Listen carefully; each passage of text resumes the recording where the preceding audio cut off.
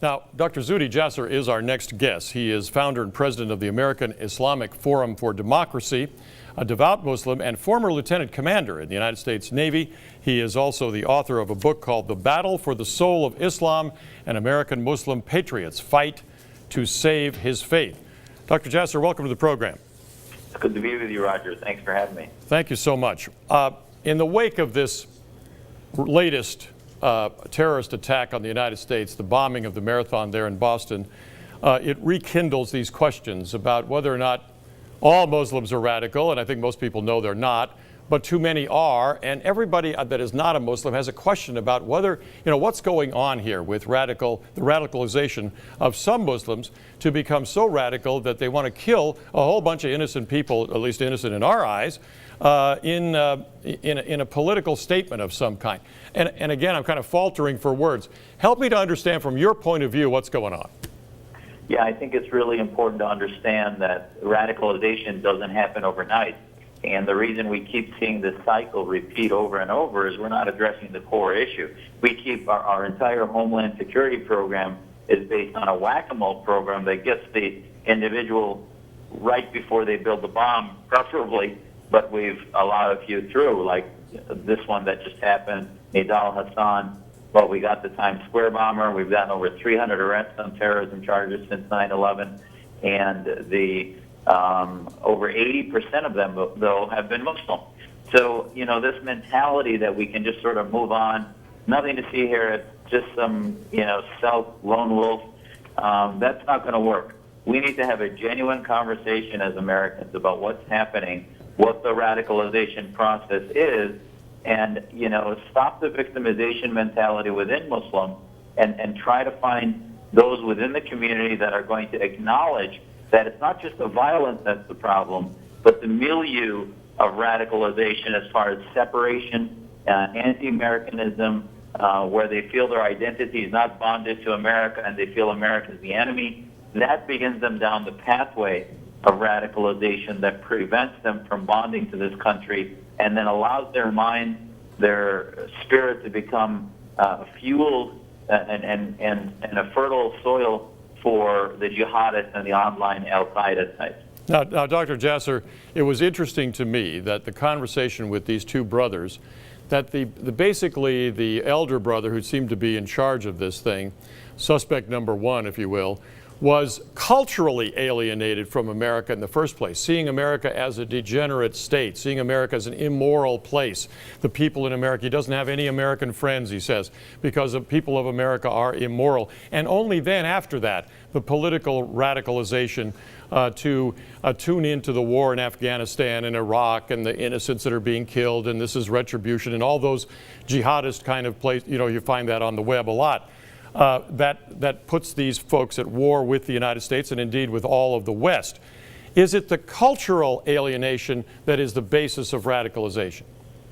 I don't believe it's cultural. I think it is political, it is geopolitical, and it is theological, in that there's a struggle going on within the Muslim faith about, do we want to take on modernity and the separation of mosque and state, which is the foundation mission of our organization, or do you want to create Islamic states like the Muslim Brotherhood is trying to do in Egypt, like the Khomeinists are doing in Iran, like the Brotherhood is doing in Tunisia, the Wahhabis are trying in Saudi Arabia, et cetera, et cetera. So there's this battle, no different than what created America in fighting against theocracy from the Christians that formed America that wanted to reform and render unto Caesar what is Caesar's and unto God what is God. That same battle is happening within the Muslim community, and we're not acknowledging it. We're not taking sides. The Prime Minister Cameron of London developed after the 7/7 bombings, when they said same thing. They said, how did these Muslims growing up in London and UK plant bombs and want to kill our citizens? Well, they had a fracture of identity beyond culture. It was ideological. My parents came to the U.S. because of political freedom. They told me I could practice my faith in America more freely than anywhere in the Muslim world. Other families come sometimes because of economic reasons. They don't believe in the Western society's political system, and they stay as visitors and never become actual, Americans from the spiritual citizenship standpoint and then they begin to hate this country and go down and become easy fodder for militancy. Now, with all that in mind, and with your point of view as a Muslim, Dr. Jasser, what should the U.S. government be doing? You mentioned whack-a-mole as our policy here. What should the policy be then in order to combat this and save our citizens from being randomly bombed? Well, I agree with Prime Minister Cameron. We need muscular liberalism. We need a White House that develops the liberty doctrine. Not that the government is going to reform Islam. Muslim groups need to do that. But we cannot be ashamed to work with those that are pro-Constitution, pro-American ideology as far as pluralism and the separation of church and state, mosque and state, as we have in our First Amendment.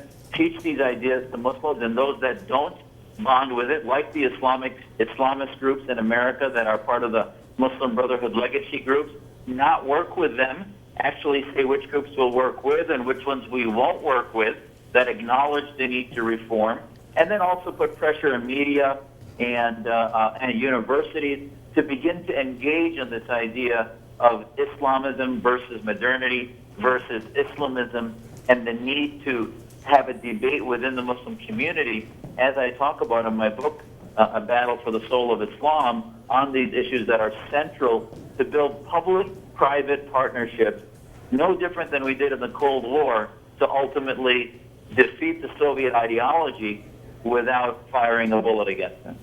Now, we've only got a couple of seconds. It's a hearts and minds issue then, and I want to say that I think you're in the distinct minority in the Muslim community, are you not?